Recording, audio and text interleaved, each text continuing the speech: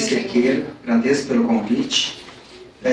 Todas as autoridades aqui presentes, é uma pena o Rafael, da CEPLAC, né? Inclusive, o que eu vou falar tem um pouco a ver com a CEPLAC. Eu tenho pedido medidas há muitos anos e a gente percebe assim que o servidor que cobra direitos, eu achei bastante interessante também a sua colocação. Nós temos muitos deveres, mas na hora de cobrar direitos, as interpretações são tantas, você vai caindo de um limbo jurídico em outro. E eu falo para vocês que tem coisas que eu estou pedindo há 4, 5 anos e até hoje ninguém sabe a resposta, sabe? Muitas vezes você acaba até com uma sindicância, porque você fez achando que era uma interpretação e agora é outra. Então, a insegurança jurídica, inclusive, é algo que tenta ser combatido pela Lei 14.531 de 2023, que é uma lei federal, sancionada em janeiro agora, que eu tenho falado muito do índice. Ela cita especificamente a importância de dar segurança jurídica e segurança do trabalho para o policial como forma de prevenção de adoecimento psíquico e suicídio. Essa lei serve para essas duas coisas, né? Então, dessa vez, eu vou usar um relato menos técnico, né? Me pediram para contar a minha história. E eu achei muito interessante, Tânia. Eu identifiquei muito com você, que eu sou professora há 20 anos, sabe? De matemática, física e química. Eu dou aula desde os 14. E assim, é muito bom. Eu percebia, matemática, física e química, os alunos têm uma certa dificuldade, uma coisa espinhosa, né? Então você fazer metáforas, né? O Marcelo sabe que eu adoro metáforas aí. E exemplos é muito bom para as pessoas entenderem, verem aquilo na realidade. Porque quando a gente fala, às vezes, o conceito, parece tão difuso, né? As pessoas estão se matando. Não, quando você fala assim, ó, o meu amigo que estudou comigo a vida toda morreu semana passada. É diferente, né? Então eu vou contar a minha história e eu sou um servidor licenciado. Eu estou tratando um transtorno de estresse pós-traumático, mas que não era um estresse pós-traumático. Quando eu comecei a pedir socorro, 4, 5 anos atrás, era uma depressão leve, moderada, é uma distimia. Então, olha como é que os nossos protocolos de atendimento, a nossa falta de pessoal, não só de acolhimento, mas falta de efetivo, foram as coisas que mais me afetaram, eles levam a isso, né? Então, até fala a questão dos concursos. Às vezes, um ano para chamar o pessoal pode ser tempo demais. Em janeiro, eu disponibilizo a todas as autoridades que quiserem, órgãos de controle externo e tudo mais, toda a minha documentação médica, os pareceres médicos da junta médica. Eu tenho exposto a minha condição médica publicamente, justamente para servir de exemplo. Vocês não têm ideia da quantidade de relatos e pedidos de socorro que eu recebo no CUIDS policial. Então, assim, eu tenho medo de como as pessoas vão me ver, porque as minhas informações médicas tenho, mas eu tenho muito mais medo de não fazer nada. E pessoas que estão passando, porque eu também estou passando, as coisas piorarem, chegar a um ponto que não tem mais volta, né? Então, só para que vocês me conheçam, sou perito criminal da Polícia Civil há 10 anos. Tenho 3 graduações, 2 em Física, 1 em Química pela UNB. E eu sou professor há 20 anos. Eu ganhei a medalha Tiradentes do pessoal das Forças Internacionais de Paz da ONU em agosto. Eu ganhei cidadão honorário. Foi votado ontem, inclusive, em Frutal, que é a cidade que eu tenho estado lotado. Agora fui transferido para Uberlândia. Mas eu estava lotado em Frutal há quase 10 anos. E eu ia fazer uma abordagem diferente, ia fazer estudos de casos, mas dado o que eu estou passando, que o TET piorou muito agora, a minha própria mãe falou assim: meu filho, eu acho que você devia contar a sua história lá, e o socorro que você está pedindo esses anos todos, você devia pedir publicamente a mais órgãos, porque eu estou relatando em ofícios há anos pedindo órgãos externos de fiscalização, mas eu nunca fui ouvido. Então, eu falei assim: meu filho, eu preferia que você falasse isso lá, independente da insegurança que você possa ter em relação a isso, porque eu não quero que tenha que ser eu, daqui a um tempo, talvez, tendo que fazer o que eu tive que ver a família da Rafaela Drummond fazer publicamente. Inclusive o pai sozinho, né, numa via pública, pedindo pela filha dele. Então eu não quero perder você. E eu estou contando o meu relato porque ele se identifica muito com N outros relatos que eu recebo. Só que como é a minha história, eu não posso ficar dando detalhes de outras pessoas, então vou dar as minhas. E eu disponibilizo para quem quiser ver, né? A gente pode até conversar às vezes com a corregedoria, porque todo mundo tem segurança em relação a dar a impressão que está expondo a instituição. Todo mundo tem medo disso, eles têm medo de tocar no assunto. Então eu até chamo os órgãos de controle interno também, se eles quiserem ver qual é a melhor forma de disponibilizar algumas coisas para todo mundo ficar tranquilo. O objetivo não é ficar falando do problema, é falar de solução. E para falar da solução, a gente tem que encarar o problema. Eu aprendi isso fazendo terapia, né? Então eu vou ler aqui para vocês, que por conta do TET, dependendo do assunto, os sintomas se manifestam, gatilhos emocionais eu não dou conta. Então eu prefiro escrever, geralmente eu manifesto assim no coisa, por escrito. Então vamos lá. Deputadas, deputados, autoridades, povo mineiro e órgãos de controle externo. Escreva este relato com esperança de que minhas palavras finalmente possam ecoar e servir de alerta, não apenas para minha própria situação, mas para tantos outros que, assim como eu, permanecem sem voz diante de um sistema que parece não nos ouvir.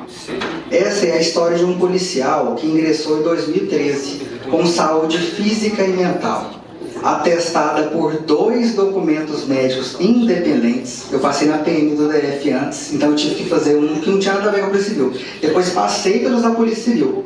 Então, quer dizer, 2 documentos independentes e uma bateria de testes psicológicos, alguns deles conduzidos pela própria Polícia Civil. Contudo, conforme os anos foram passando, essa jornada me levou a um lugar sombrio, onde o silêncio do meu adoecimento tenha ecoado mais alto do que qualquer grito de socorro. Minha trajetória começou com determinação e entusiasmo. Dediquei com paixão ao serviço policial, consciente da importância de minha missão de proteger e servir a comunidade. Aos olhos de todos, era um policial exemplar, e meu comprometimento com a justiça era inabalável. Até 2017, tudo estava em seu devido lugar, ou pelo menos parecia estar. Foi em 2017 que as primeiras fissuras no meu bem-estar começaram a aparecer. Sintomas de insônia, pesadelos relacionados ao trabalho, falta de energia e flutuações no humor me assombraram. Na época, atribuí isso à natureza estressante dos plantões e à rotina exigente que muitos de nós enfrentamos. Acreditava, sinceramente, que era apenas uma desregulação temporária, mas a verdade era muito mais complexa e triste. O diagnóstico chegou como um soco no estômago, um processo depressivo. Apesar do preconceito que paira, principalmente no meio policial, sobre a saúde mental, decidi buscar a ajuda médica e iniciar o tratamento. Até porque tinha um compromisso comigo mesmo e com aqueles que dependiam de mim. Em 2018, 2019, as coisas começaram a tomar um rumo ainda mais nebuloso. A falta de pessoal na força policial resultou em uma crescente sobrecarga de trabalho. Fui compelido a cumprir uma carga horária muito além do limite mensal, sem remuneração ou compensação, como me garante a lei. Algo que eu sabia ser prejudicial para a minha saúde mental.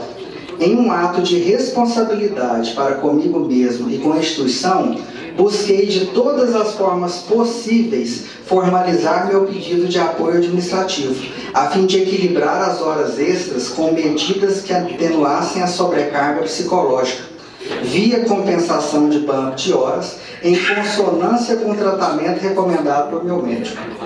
No entanto, em vez de protocolos de acolhimento adequados para essa situação, eu encontrei obstáculos e resistência. Meu relato foi evitado, meu pedido de ajuda ignorado, nada formalizado. Em vez de encontrar solidariedade e apoio, eu fui confrontado com acusações de estar inventando desculpas para fugir do trabalho. Minhas queixas de saúde mental foram desacreditadas. Minha imagem pessoal atacada e minha condição médica questionada. Tudo isso aconteceu apesar das recomendações médicas documentadas e amplamente conhecidas por meus pais, posteriormente ratificadas, inclusive pela perícia médica. Em vez disso, fui humilhado, tive minhas informações expostas e no lugar de ajuda, me vi um ambiente hostil onde minha dor e vulnerabilidade eram exploradas. Antes do adoecimento, era considerado uma referência, elogiado por meu comprometimento e minhas habilidades no exercício da atividade policial.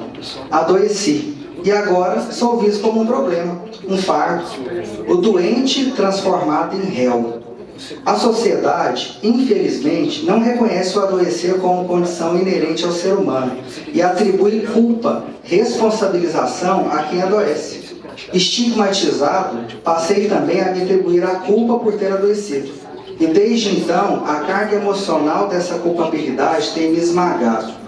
Comecei a perder minha saúde, minha identidade, minha autoestima e meus relacionamentos pessoais e familiares. Resolvi pedir socorro por mim, minha família, em especial meus pais, que já estavam desesperados. Foram 4, 5 anos de pedidos ininterruptos de socorro para voltar a ser o Eric de antes, do ponto de vista pessoal e profissional, mas sem sucesso. Tornei-me um bode expiatório, como se minha busca por socorro e meus direitos fossem o problema. Um grande mal institucional. Afinal, minha luta foi registrada em documentos públicos e privados, mas não trouxe as mudanças necessárias. Ao contrário, eu fui demandado a trabalhar durante toda a minha licença médica. Toda a minha licença médica. Registrado em SEI isso, tá? Toda a minha licença médica. O que contribuiu para os estressores continuarem a se multiplicar, levando a novos diagnósticos, incluindo o atual transtorno de estresse pós-traumático, uma condição ainda mais perigosa. Esta é uma prova inequívoca de que nossos protocolos e abordagens atuais não são eficazes o suficiente para lidar com questões de saúde mental no ambiente de trabalho. Nossos protocolos de acolhimento deste tipo de situação precisam de aperfeiçoamento urgente. Compartilho minha história não para focar nos problemas, mas para buscar soluções. As acusações e os desfechos administrativos já não importam. O estrago em minha saúde está feito e não há decisão administrativa ou judicial que possa reverter esse processo. Minha família foi afetada, minha rede de apoio dinamitada, minha saúde física e mental estão comprometidas, meus relacionamentos foram abalados. Não consigo mais realizar o trabalho da maneira que outrora e com muito gosto desempenhava.